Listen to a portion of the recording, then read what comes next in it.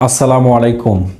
একজন মা নতুন প্রাণ পৃথিবীতে আনার জন্য সবচেয়ে বেশি কষ্ট সহ্য করে, কিন্তু দুঃখের বিষয় বাংলাদেশে এখনও অনেক মা সন্তান জন্ম দিতে গিয়ে মারা যায়। স্বাস্থ্য অধিদপ্তরের তথ্য মতে প্রতি লাখে প্রায় 163 জন গর্ভবতী মা মাতৃত্বকালীন জটিলতায় মারা যায়।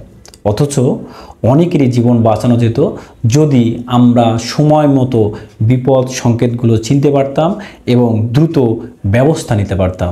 আজ গর্ভবতী মায়ের 5টি গুরুত্বপূর্ণ বিপদ সংকেত সম্বন্ধে বলবো, যেগুলো দেখা দিলে দ্রুত ব্যবস্থা নিতে হবে। নাম্বার 1, অতিরিক্ত রক্তপাত। গর্ভ অবস্থায়, প্রসবের আগে এবং পরে যে কোনো সময় অতিরিক্ত রক্তপাত একটি মারাত্মক বিপদ সংকেত।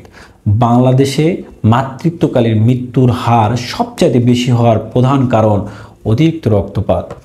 নাম্বার 2, খিঁচুনি হওয়া। গর্ভবতী অবস্থায়, প্রসবের আগে এবং পরে যে কোনো সময় খিঁচুনি হওয়া একটি মারাত্মক বিপদ সংকেত। খিঁচুনি দেখা মাত্র ওই গর্ভবতী মাকে দ্রুত বিশেষায়িত হাসপাতালে নিতে হবে। নাম্বার 3, তীব্র মাথা ব্যথা ও চোখে ঝাপসা দেখা। এই লক্ষণগুলো একটি বিপদ সংকেত।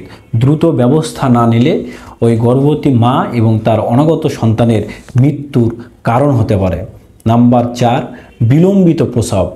12 ঘন্টার সময় বেশি প্রসব বেদনা এবং প্রসবের সময় সন্তানের মাথা ব্যতীত শরীরের অন্য কোনো অঙ্গ আসা, যেমন হাত, পা ইত্যাদি, এটি একটি বিপদ সংকেত।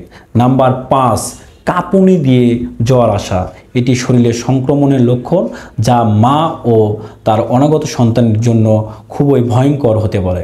এই 5টি বিপদ সংকেত আমাদের ভালোভাবে মনে রাখতে হবে। বিপদ সংকেতের একটিও দেখা মাত্র নিকটবর্তী হাসপাতালে ওই গর্ভবতী মাকে নিতে হবে।